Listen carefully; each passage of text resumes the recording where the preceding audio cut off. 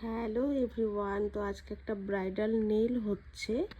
তো নেল বিভিন্ন রকমের হয়, জেল এক্সটেনশন, তারপরে অ্যাক্রেলিক এক্সটেনশন, অনেক টাইপের হয়, পলিজেলও হয়।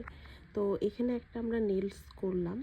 তো আমার ব্রাইডের অনেকের কোয়ারি থাকে যে আমাকে জেল কোনটা অ্যাক্রেলিক কোনটা একটু ফটো পাঠাও। অ্যাকচুয়ালি ডিজাইন তো সবের মানে অ্যাক্রিলিক জেল সব কিছুর উপরেই সব রকম ডিজাইন করা যেতে পারে, কিন্তু জেল এক্সটেনশন আর অ্যাক্রিলিক এক্সটেনশন সেটা কিন্তু ফটো দেখে বোঝা যায় না।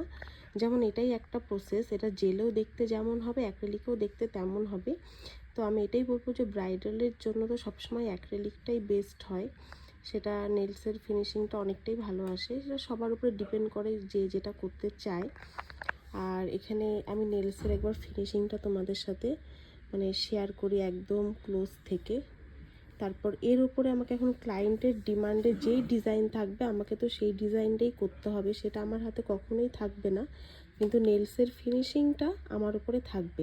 শেপটাও আমার ক্লায়েন্টের উপর ডিপেন্ড করে, এই শেপটাই আমার ব্রাইডের পছন্দ, তার জন্য এই শেপটাই করা। কিন্তু ফিনিশিংটা কিন্তু আমাদের আর্টিস্টের উপর ডিপেন্ড করে যে তুমি তোমার ক্লায়েন্টকে কেমন ফিনিশিং দিবে।